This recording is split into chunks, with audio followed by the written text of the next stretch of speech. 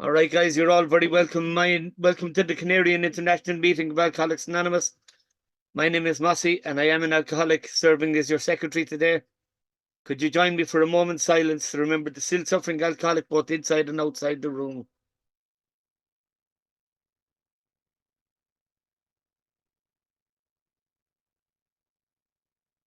And Matthew, will you put up the... And Kathleen's going to read the... Oh, no, Caroline is reading the preamble, isn't she? Yeah. Yeah, hold on now.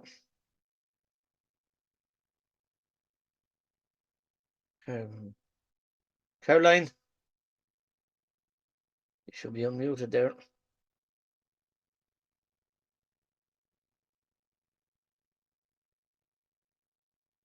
Caroline, where are you going to be? Caroline, there you go. Thank you so much. My name is Caroline. I'm an alcoholic. I am 2 years and 1 week, 7 days in recovery. And I say that because I'm in awe of AA Fellowship and the members, and I appreciate everything. The original version of the current preamble, as it was first introduced to AA in June 1947, Grapevine. Alcoholics Anonymous is a fellowship of men and women who share their experience, strength, and hope with each other, that they may solve their common problem and help others to recover from alcoholism. The only requirement for membership is an honest desire to stop drinking. As there are no dues or fees, it is not allied to any sect, denomination, politics, organization, or institution. It does not wish to engage in any controversy, neither endorses nor opposes any causes. Our primary purpose is to stay sober and to help another alcoholic achieve sobriety. Thank you. Thanks, Caroline. And thanks, Caroline. The chat is now disabled until the end of the meeting, except for meeting hosts. If you feel the security is at risk at any time during the meeting, please private message one of the co-hosts so they can check it out. We'd also suggest that you're mindful about sharing your private information in the open chat, and perhaps only consider sharing your email address in the first instance instead of a phone number. At this meeting, we use the raise hand function for the sharing part of the meeting. If you wish to share, we invite you to put up your virtual hand after the lead speaker is finished and not during. Anyone identifying as an alcoholic is welcome to put up their hand for a request to share. So please don't be shy. We'd love to hear from you. And we're not doing the blue card. There's no speaker's choice, so it's straight into... Brian is going to read his story from the big book, Window of Opportunity. It's a pleasure to have you here with us, Brian. I know everybody's excited to have you here. And you do what you do best, dude. Thanks a million. Hi, everybody. I'm an alcoholic. My name is Brian, and it's good to be here sober today. My sobriety date is June 27th of 1984. I am a member of the There's More to Life group located just outside of Harrisburg, Pennsylvania, and I have a sponsor and sponsor people down the line, and have for a long time, and really have had that life transforming experience that Alcoholics Anonymous offers to alcoholics through the practice of the 12 steps, what in a shorthand we call a spiritual awakening. So Masi, thank you so much for inviting me. And before I say anything, thank you, the group, so much for being on camera. It makes such a difference. It's so good to see people's faces. And I always find it so much more difficult to talk when I'm looking at whatever their avatars are, or whatever the right word is. So good to see you. And I don't want to say that little guy over in my right hand is my favorite picture on there, but he's definitely near the top. He's adorable, and so glad to have him here. So I'll start with the reading here. The story is called Window of Opportunity. This young alcoholic stepped out a second-story window and into AA. I got sober while I was still in college. Once outside of a meeting, I overheard a conversation between another sober student and a woman who lived in the town where I went to school. She was explaining why so many local residents dislike the students. She described the common perception of students as arrogant and self-centered, and went on to tell the following story. I am a nurse and I work in the emergency room. 2 years ago, a student was brought in by ambulance in the middle of the night. He had gotten drunk, walked through a second-story window, and fallen 20 feet headfirst into a concrete window well. He was brought in covered with blood. His head had swollen to the size of a watermelon.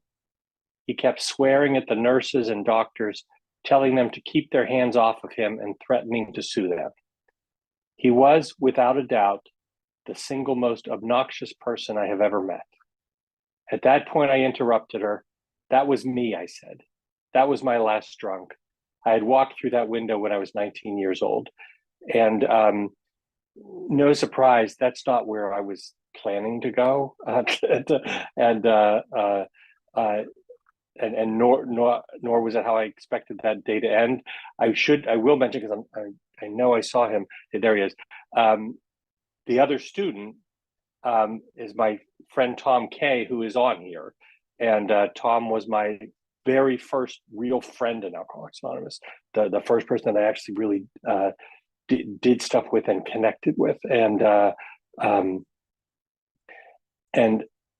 after I got sober and would mention this sort of how things had ended up for me falling out of the window, a lot of times people would come up to me after the meeting and say that they remembered that they remembered reading about it in the paper, and that they had prayed for me because, in some sense, they understood what was wrong with me long before I did.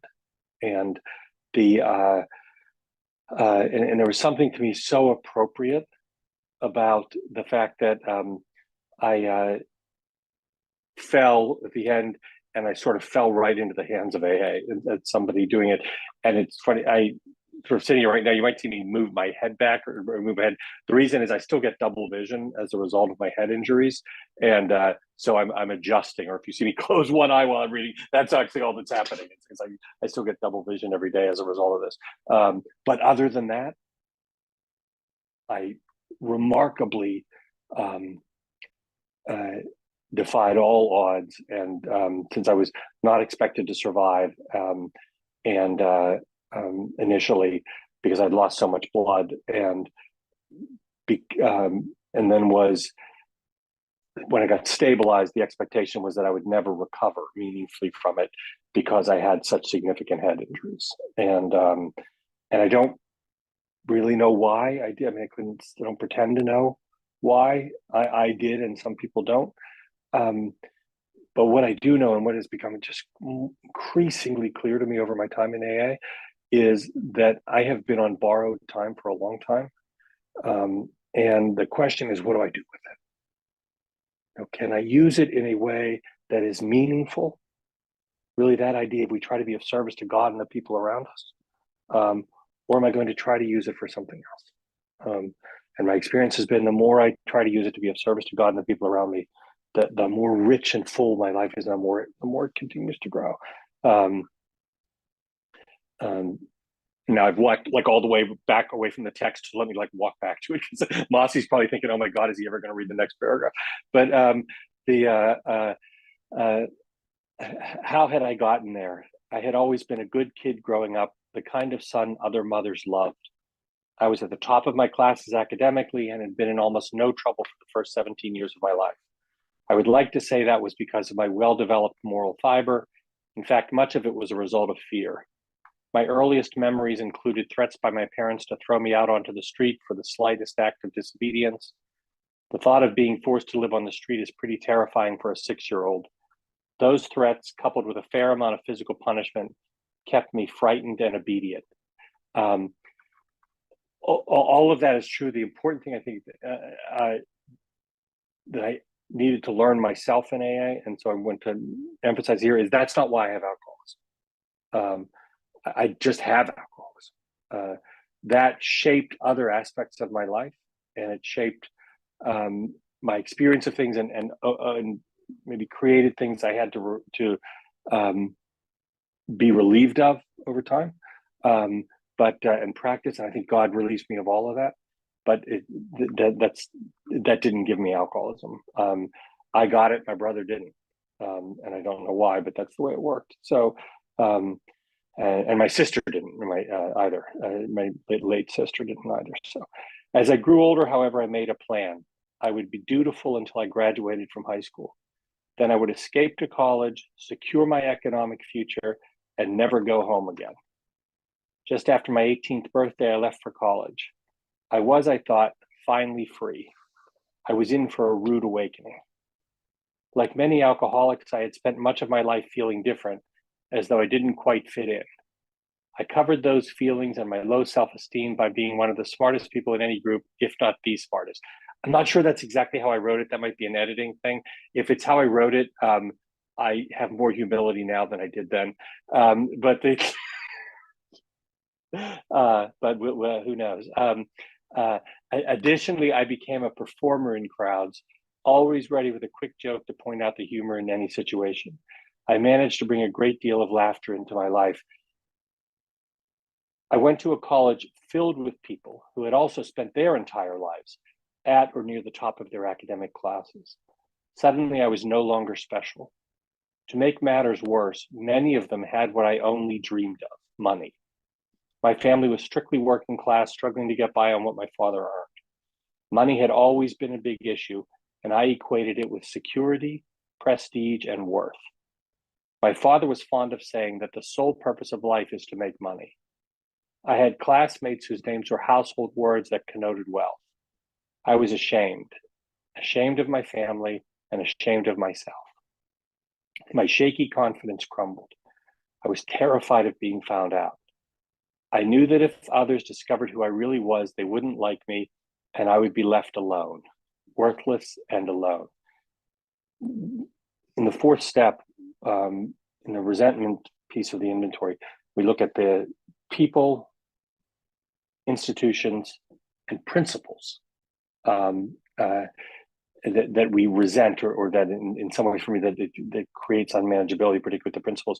And I struggled with the principles idea for a while because there were things I could see maybe fairly clearly, thinking of like honesty as a principle.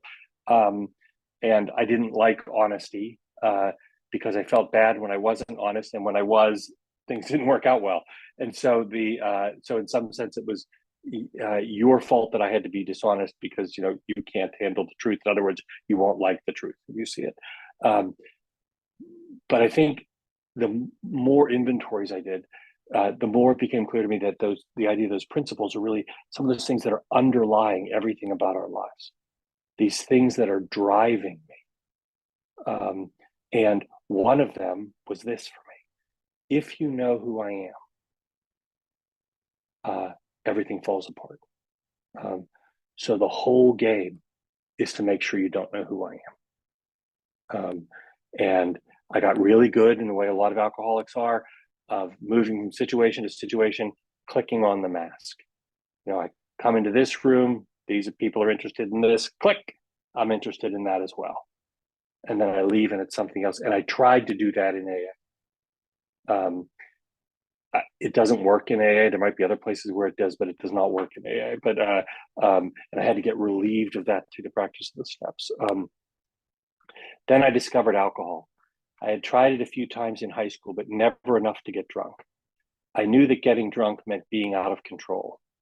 My escape plan required that I always keep my wits about me.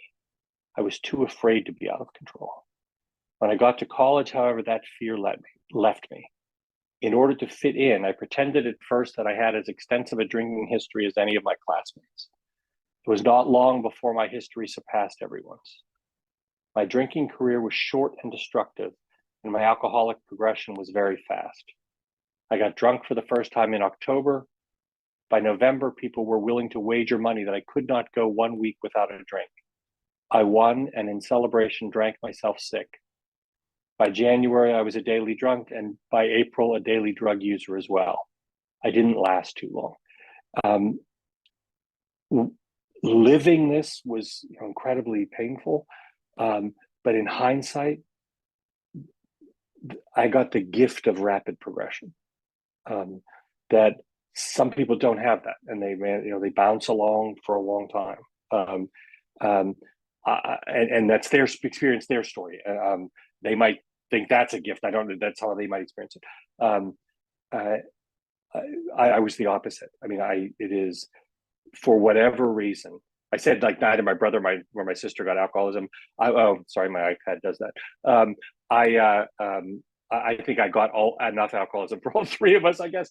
But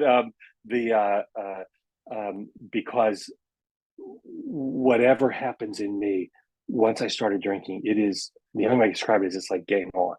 I mean, I drink, and I mean, I drink so quickly and so much. I cannot get it down quickly enough. Describe myself as someone. The only way I could have gotten down more quickly is if I'd had a second throat, because I pour it down, and I'm a guy who pours it down so quickly. Sometimes I throw it up, and I just keep pouring it down until I get stabilized so I can keep drinking. Not understanding at all, thinking that's genius, and not understanding at all when I'm in it, that is because I am in the grips of a craving. That's that physical craving that doctors have been described, triggered by the drinking. So, as I look back on that period, I realize how true it is that one of the primary differences between alcoholics and non-alcoholics is that non-alcoholics change their behavior to meet their goals, and alcoholics change their goals to meet their behavior. Everything that had been important to me, all of my dreams, goals, and aspirations were swept away in a wave of booze. I realized quickly that I could not drink and function at any high level. That did not matter. I was willing to give up anything so that I could keep drinking. I went from being a solid A student to nearly flunking out of school, from being anointed a class leader to being shunned as a pariah. I almost never went to class and did little of the required reading. I never attended any of the many cultural events sponsored by the college.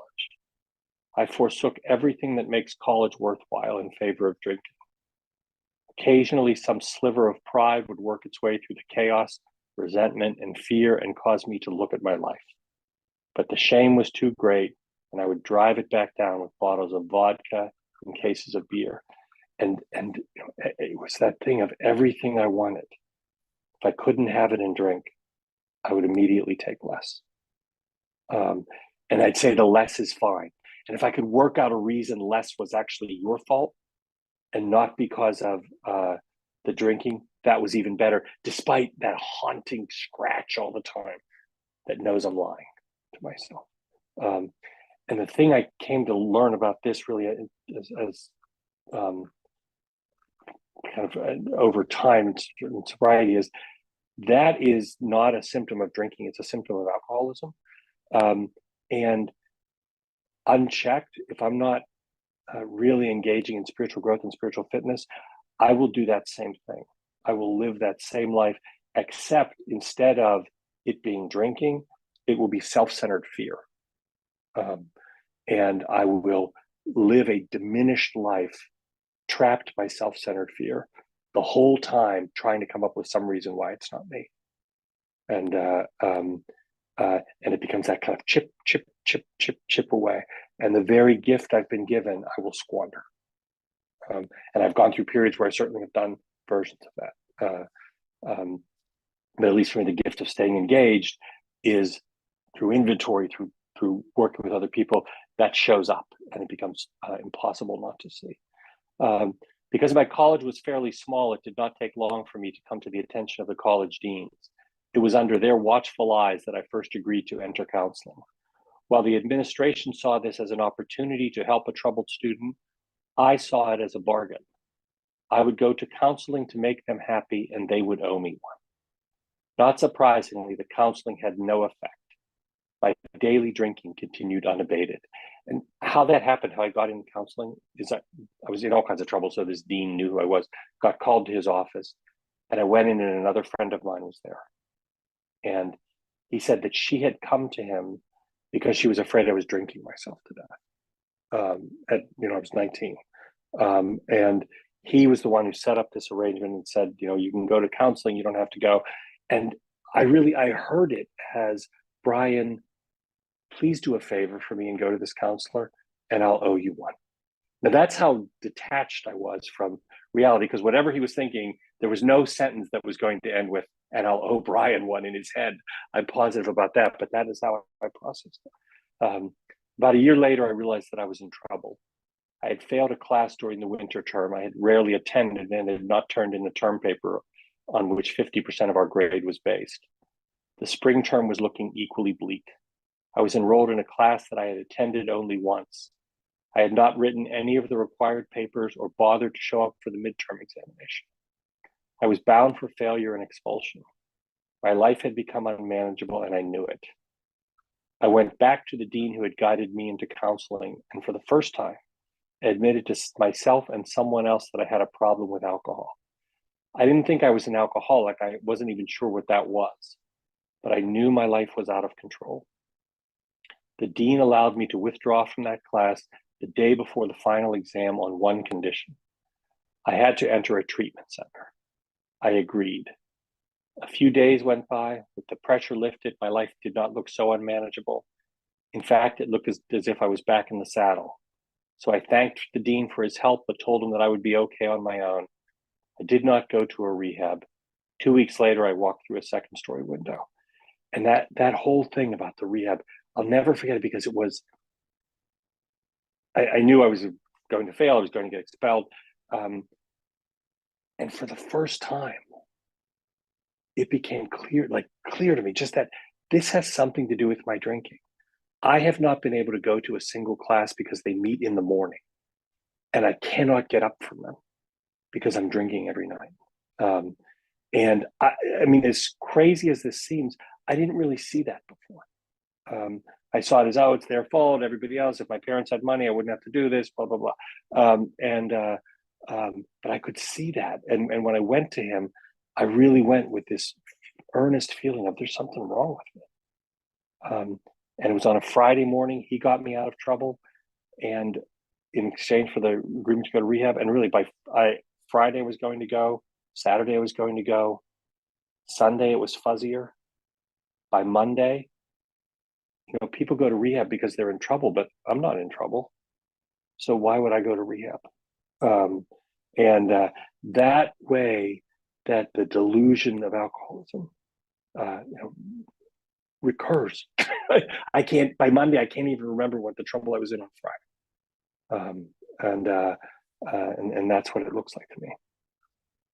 After insulting the emergency room personnel, I slipped into unconsciousness, where I remained for 5 days. I awoke in a neck brace with complete double vision. My parents were furious. I was flown home, and the future looked bleak. God's timing, however, is impeccable. My college had a long history of drinkers, including Dr. Bob. At the time of my accident, the deans were assessing how to respond to student alcohol abuse and were waiting to try out their latest idea, Alcoholics Anonymous. I was the test case. They told me in no uncertain terms that I would never get back into this college unless I went to AA. Under that pressure, I went to my first meeting.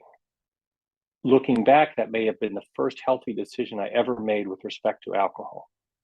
One definition of a bottom is the point when the last thing you lost or the next thing you are about to lose is more important to you than booze. That point is different for everyone, and some of us die before we get there. For me, though, it was clear I was willing to do anything to get back into school. And I think one of the things that I misunderstood when I came into AA was what I would hear people talk about a lot of external events, and the DUIs, the divorces, the lost job, blah, blah, blah, all that sort of stuff. And I would think that that's the bottom.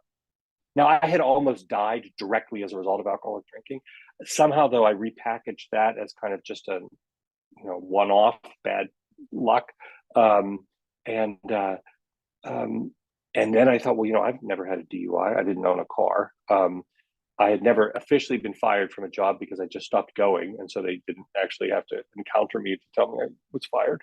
And I'd never been divorced because I'd never been married. And so there was a part of me running through all that stuff of like, had I really hit bottom? Did I belong? Had I hit bottom? All that kind of stuff. But it was really seeing that a bottom is not what happens on the outside. A bottom is what happens on the inside. That if a bottom was something that happened on the outside, we could manufacture it. If a bottom was getting a DUI, we would take people to a bar, get them drunk, work with the police to be waiting for them when they come out and get behind the wheel of the car, arrest them, done. If it was a divorce, we go to people's spouses and say, you've got to leave. And once you leave, she or he will get sober, whatever it is. You've got to fire this person. That's more helpful. But none of that's true. The bottom really is what is happening inside of me that's making me willing to change, to do something different. And really that is different for everyone. And far too many of us do die before we get there. But I went to my first AA meeting with absolutely no idea what AA was about. I'm from a large Irish Catholic family and have had several relatives in and out of the program. AA, like prison, was shameful, however, and was never discussed. I also had no idea what alcoholism was. I remember a girlfriend once told me that her mother had a drinking problem, but that she was not an alcoholic. Curious, I asked what the difference was. An alcoholic, she told me, is someone who needs to drink alcohol every day, even if it is only one drink. A person with a drinking problem does not have to drink every day, but once she starts, she cannot stop. By that definition, I was an alcoholic with a drinking problem. A witticism I decided not to share with her at that time, and the thought that it would kind of spoil the moment. But that was how little I understood, and so I was surprised by my first meeting. It was in a church, and whatever I had expected, it was not this. The room was filled with well-dressed, smiling, happy people. No rancid coats or 3-day beards, no bloodshot eyes, wheezing coughs, or shaky hands, but laughter. Someone was talking about God. I was sure I was in the wrong place. I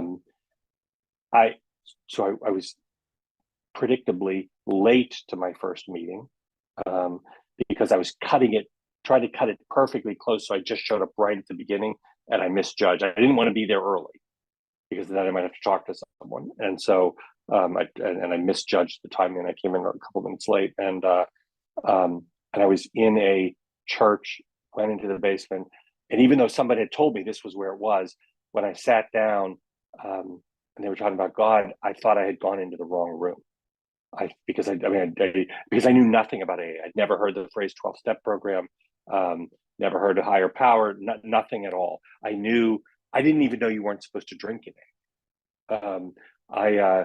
I knew there were meetings and I knew what the word anonymity meant. And that's the full extent of my AA exposure. So I really was, when this woman started talking about God, I thought I was in the wrong place. And my plan was, once she finished talking, I would slide out the room because I do have that great alcoholic escape skill, and that I would slide out and just go figure out where the room is where the alcoholics were. Then a woman introduced herself and said that she was an alcoholic. I knew then I was in AA. She spoke about feelings of insecurity replaced by confidence, fear replaced by faith, resentment replaced by love, and despair replaced by joy. I knew those feelings. I had insecurity, fear, resentment, and despair. I could not believe it. Here was a person who was happy. It seemed like a long time since I had seen one of those. And I remember that woman's name was Helen. The woman who was speaking when I came in, it's funny things I remember. The woman who was speaking when I came in, her name was Leona. And the first woman I ever heard introduce herself saying, I'm an alcoholic, her name was Helen. And where I got sober, the custom was to say your sobriety date as well. And hers was in November of 1964. Seems like an odd thing to remember, but the reason I remember it is because I was born in September of 1964.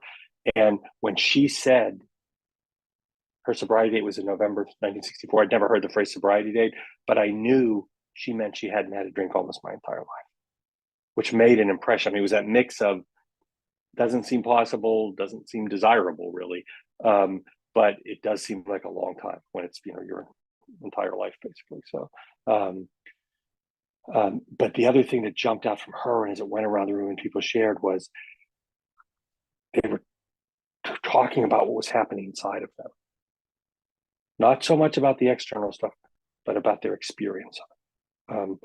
And I heard that, and I didn't come from a world where we talked about that. We might have talked about what was going on inside other people, but not inside of ourselves. And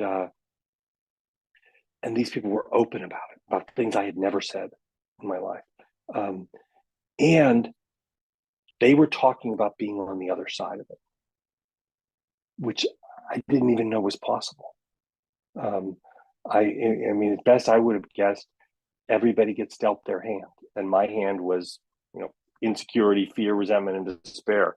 Those are 4 good cards. Other people get, success, happy, power, property, prestige, whatever they get. But these people were saying they had been where I was, and they were now somewhere else, and that made an impression. After the meeting, people welcomed me with open arms and gave me their telephone numbers. The discussion meeting was followed by a speaker meeting where I had my first awakening in AA. The speaker said, if you're an apple, you can be the best apple you can be, but you can never be an orange. I was an apple, all right. And for the first time, I understood that I had spent my life trying to be an orange. I looked around at a room filled with apples, and if I was understanding the speaker, most of them were no longer trying to be oranges. And I remember that moment, like the feeling of that moment, like it had just happened today. That when he said that, it was oh my God, I'm an apple. That's it. Because if you ask me, what do you want to do? It's someplace else. Where do you want to be? Somewhere else. Who do you want to be? Anybody else. And this guy was saying for the first time, really, what I thought I was the only person in the world who felt.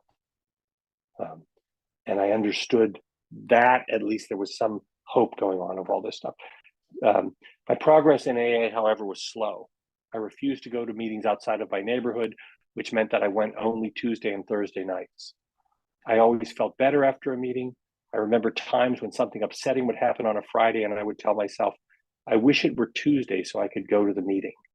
No matter how many suggestions I heard and how many rides were offered, however, I simply would not go to meetings on those other nights. People gave me many other good suggestions as well. They suggested that I stay out of relationships. I was young and single, and I rejected this idea out of hand. For the first year, I bounced from one sick relationship to another. They suggested that I get a sponsor. I had no idea what a sponsor was and was too proud to ask, but I was sure I didn't need one. After all, I was smarter than the rest of these people. They might need someone to tell them how to run their lives, but double vision, neck brace and all, I was doing just fine on my own. People suggested that I find a higher power. I was not fooled. I knew when they said higher power, they meant God. And I knew that God waited for me to step out of line just once so that he could take his revenge. I wanted no part of God. And I think I did have that fairly common problem, AA problem, which is like everybody else in AA, I saw myself as slightly more insightful than everybody else around me. And that I was uniquely situated to be able to get what you got by doing less. And so what I'm listening for is, what do you have to do? And my goal is, how little of that can I do and still get as much as I want? And I'm willing to throw away some things. You guys are talking about, service, and I'm so spiritual and blah, blah. I'm thinking like, that's fine. I have no interest in the service, no interest in the spiritual. I want what I need. I thought were 2 things, basically. I used to say a job, but that's not really true. Money, a source of money, like low effort, high reward, and a relationship, low effort, high reward. And that was it. And I thought if I had those things, I'd be fine. And part of it was, I thought, because I was so much younger than most people, that would be it. And so I didn't need any of this other stuff that these people needed. And I certainly didn't want any relationship with God. I had very conflicted feelings about God. The best way to describe it is I would have been an atheist, but I was afraid God would send me to hell. And so it was that kind of tension all around this stuff. So with this resistance, I plodded along for a few months. Whenever people asked me how I was doing, I would say, fine, just fine, no matter how hard I was crying inside. Then I reached the crossroads. I was sober about 6 months and I was not getting any better. I contemplated suicide almost every day. My emotions swung between paralyzing despair and murderous rage, often in the space of a single moment. I was not happy, joyous, or free. I was miserable and I was sick of it. I decided I had had enough. I went to my Tuesday night meeting fully intent on sharing honestly. I arrived at the meeting and no one else was there. This meeting, which routinely numbered 20 people, was empty. I waited for a few minutes and was waiting to leave. I was preparing to leave when a man whom I barely knew walked through the door. He suggested that he and I have a meeting. I was sure it was a bad idea. He asked me how I was doing. That was all I needed. The pain, fear, misery, anger, loss, resentment, and despair came pouring out. For the next 45 minutes, I talked at this man, who continued to nod his head, smile, and say, "Yeah, I remember feeling that way." For the first time, I made completely honest contact with another human being. I showed someone who I really was without fear of rejection. I took an action that was designed to make me feel rather than just look better. I was met with acceptance and love. When I had finished talking, he told me something simple. "You don't have to drink over it." What an idea. I had thought that situations made me drink. If I was angry, I drank. If I was happy, I drank. Bored or excited, elated or depressed, I drank. Here was a man telling me that, independent of my life situation, I did not have to drink. If I stuck with AA, I could stay sober under any and all conditions. He gave me hope, and in many ways, he symbolized the door through which I finally walked into Alcoholics Anonymous. And that was a remarkable encounter for me. I mean, my very favorite AA pamphlet is A Member's Eye View of Alcoholics Anonymous. And there's a description in there about the desire we all have. The phrase that guy uses is to stand naked before another meeting, meaning to stand completely stripped of all pretense, stripped of all defense in front of someone so that we can be raw, available, who we are, and exposing it all. And that's not where I came from. I'm coming from the place of you can't know. And as a basic rule, before I said something, I know the filter should have been, before I said something, is it true? That should have been the guiding filter. That was not my filter.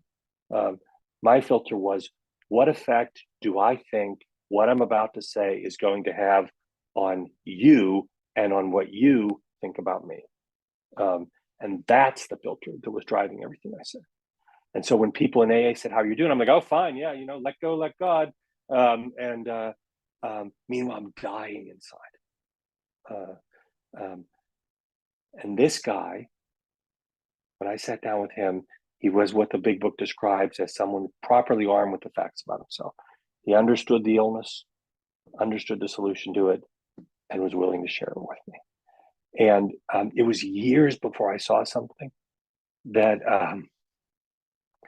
that for a long time, like in the moment, my experience of this really was, I show up, nobody else is at the meeting. The coffee's all set up and everything, and everybody else is gone. And my feeling was, this is so typical of my life. I need it, nobody's here. If anybody else needed it, the room would be overflowing. But Brian needs it and nobody shows up. It took me years before I understood the reason nobody showed up was because I didn't need a meeting. I needed the opportunity to sit down across the table from someone who understood what was wrong with him, understood the solution with it, and was willing to share with me. Sometimes, and that is, I'm a huge meeting guy. I love meetings. Please don't take this the wrong way. But sometimes in a meeting, the very last thing we're capable of doing is what that guy did for me. Because sometimes we get so worried about people feeling bad that we try to make them feel better in the meeting by clapping and cheering, whatever we do.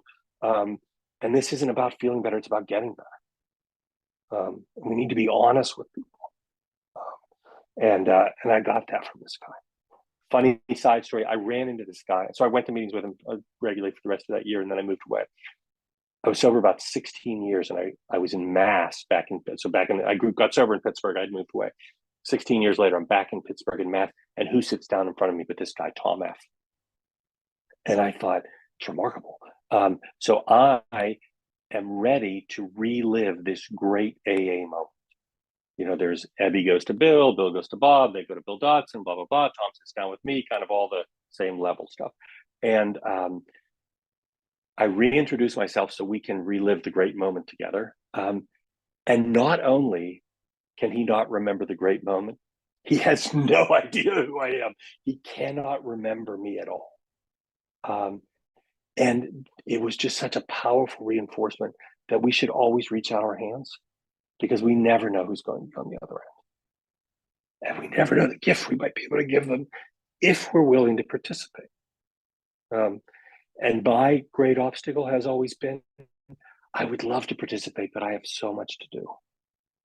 That voice is always in my head. And I learned how to get past it. I needed to turn to God to be relieved of it. That's one of the ways the bondage of self operates for me. And so I began to change. I began to pray. I became actively involved in working the steps. I had previously dismissed them as the tools of mental inferiors. Now I embrace them as the rungs on the ladder to salvation. I began working with a sponsor and became active in my home group.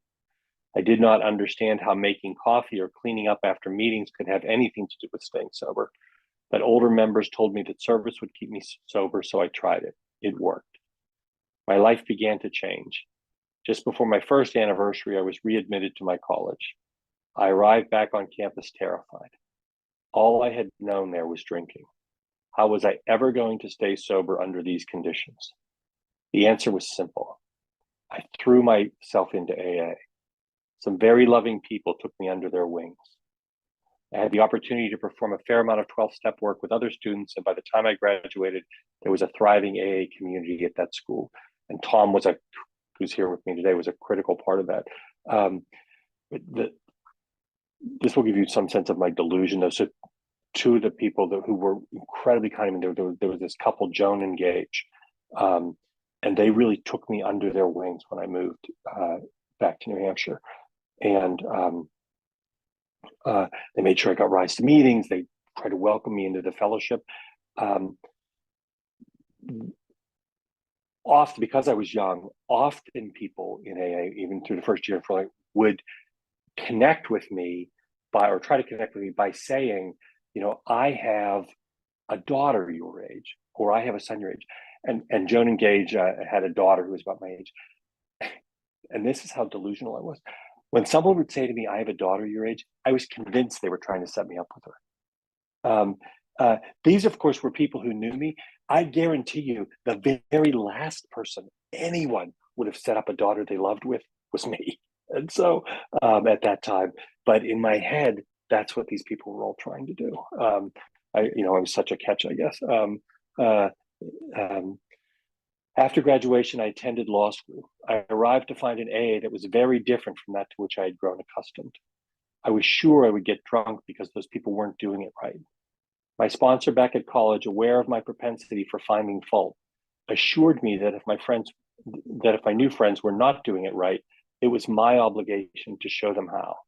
So I did. Driven by fear and conceit, I set out to remake AA in my image.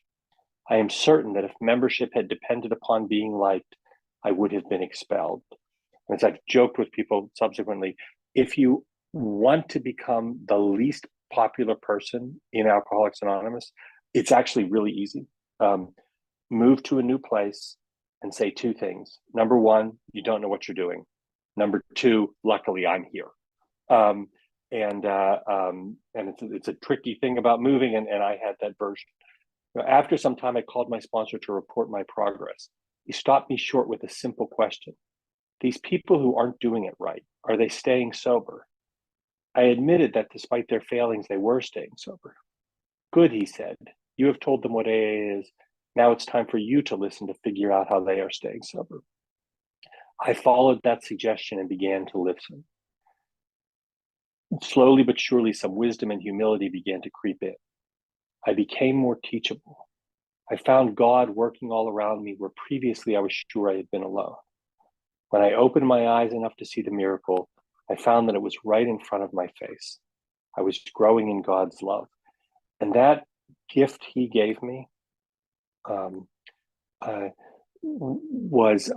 couldn't have articulated it then, but I came to understand it over time that one of the ways the bondage of self manifests itself for me is that what is going on in my head is far more interesting to me than what is coming out of your mouth. And so I At my worst, when I have a conversation and I'm caught in that, I speak, and then I'm starting to collect my thoughts and taking a break to do that. And then you're doing something, probably talking, but I'm not listening because all I'm thinking about is what's going on in my head. And that's why I would have conversations where I would start talking again, and it was awkward because they were still talking as though they didn't know that part of the conversation was over. And I talk over people and all that stuff, and it was my inability to listen. And we talk all the time about how God speaks through other people, and that's true. But if I can't listen, I can't hear it. And this opened that door to me, and I started saying a prayer that, and I still say it every meeting now, which is the prayer that I can be able to carry and receive the message. I need to be clear. St. Francis prayer talks about we want to be a channel. I need to have that clear. And when I'm bound with my own chatter because of my own self-centeredness, I can't be there. I was fortunate to have an opportunity to spend time abroad during law school. That was something I had dreamed of doing while drinking, but when push came to shove, I drank. Now sober, I've been in meetings in probably a dozen countries, and I've always been amazed at the message that transcends all linguistic and cultural differences. There is a solution. Together we can live soberly, joyously, and freely. And one story I've shared about that with many people is I was traveling at one point, and I was in Belgium and in Bruges, and there was a meeting. I was in a meeting in Flemish, which I speak no Flemish, and there was a guy there who spoke English and Flemish who was sort of acting as kind of like a half translator for me. But one guy shared, and when this guy finished, my translator turned to me to say something, and I said, "Did he say blah blah blah, whatever it was?" And my translator said, "Yeah, I thought you didn't speak Flemish." I said, "I don't, but I know what that feels like." That's what the language is. Bill Wilson wrote about this, that our experience of that connection actually transcends language, if I can be present for it. My life has been one of great joy. I am now 33 years old, written a while ago, and God willing, in 1 month, I will celebrate my 14th sober AA anniversary. I am surrounded by loving friends on whom I depend and who depend on me. I have reconciled with my parents from whom I had been estranged. My life is filled with laughter again, something that alcohol had taken away. I was married shortly after my 9th anniversary to a loving woman. 1 week before my 12th anniversary, our son was born. Through him, I learned more about unconditional love, the value of wonder, and the sheer joy of being alive. I have a wonderful job that most days I appreciate. I am active in AA service work and have both a sponsor and several sponsees with whom it is a privilege to work. All of those are gifts from God. I express my gratitude by enjoying them. And that's what I thought gratitude was about, walking around all the time with like, "Oh yeah, look, I'm so happy." I don't think that's it at all. I mean, that can be the experience, one experience of it, but it really is about, what am I doing? Am I giving back? Am I using these gifts as a way to give back? And so I'm still married to the same woman. We celebrated our 30th wedding anniversary in October. And I've often said the same thing, which is I know my low standard that I'm about to say, but during those 30 years, I've never cheated on my wife. I've never come close. Never hit my wife. I've never come close. Drunk or dry, untreated alcoholism, I would have done both. That, because I had terrible problems with rage, unable to stay connected with anything. That's what I would have looked like. And I don't have to be there. My son is now 27, and I have a 16-year-old daughter as well who wasn't born when I wrote this. Same thing. I've been able to be meaningfully present in their lives the whole time, in a way that I would have been totally unable to do, but for what AA gave me, and totally unable to do even if I had managed to keep down a drink. I once knew a woman who was crying before a meeting. She was approached by a 5-year-old girl who told her, "You don't have to cry here. This is a good place. They took my daddy and they made him better." That is exactly what AA did for me. It took me and it made me better. For that, I am eternally grateful. And so, Mossy, thank you so much for asking me, and I thank you all very much for listening. Ryan, That was absolutely amazing. I thank you from the bottom of my heart. Thanks so much, man. That really meant so much.